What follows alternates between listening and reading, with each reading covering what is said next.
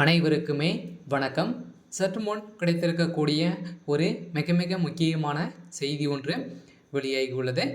சற்று முன் நாளை 21/11/2024 அன்று பார்த்திங்கன்னா அதிக கனமழை பெய்யும் அப்படின்ற மாதிரி பார்த்திங்கன்னா வானிலை ஆய்வு மையம் அதிரடியாக சற்று முன் செய்திகள் வெளியிட்டு இருக்காங்க.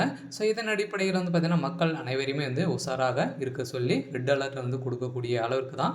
ஸோ தமிழகத்தில் நாளையிலிருந்து பார்த்திங்கன்னா இடி மின்னல் மற்றும் அதிக கனமழை பெய்யும் அப்படின்ற மாதிரி சொல்லி வருகின்ற நிலையில் தான் 25 மாவட்டங்களுக்கு பார்த்திங்கன்னா பள்ளி மற்றும் கல்லூரிகளுக்கு விடுமுறை அறிவிப்பு வெளியே இருக்குது. ஸோ இதை பற்றி தான் இந்த வீடியோவில் நம்ம முழுமையாக பார்க்க போகிறோம். ஸோ அதுக்கு முன்னாடி நம்ம சேனலுக்கு இப்போ தான் நீங்கள் முதல் முறையாக வந்திருக்கீங்க அப்படின்னா மறக்காமல் நம்மளுடைய சேனலை சப்ஸ்கிரைப் பண்ணி சப்போர்ட் பண்ணுங்கள்.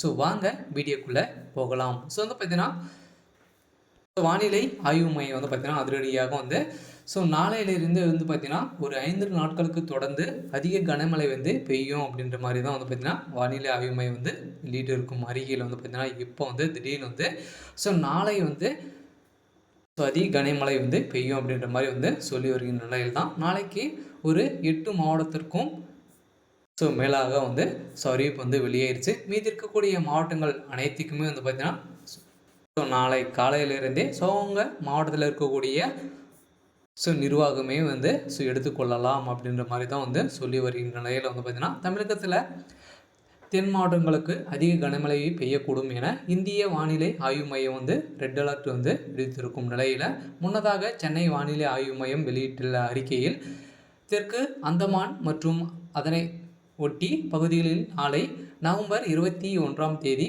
ஒரு வளிமண்டல மேல் சுழற்சி காரணமாக உருவாகக்கூடும் காற்றழுத்த தாழ்வின் அடிப்படையில் தான் பார்த்திங்கன்னா நாளை அதிக கனமழை பெய்யும் அப்படின்ற மாதிரி சொல்லியிருக்காங்க.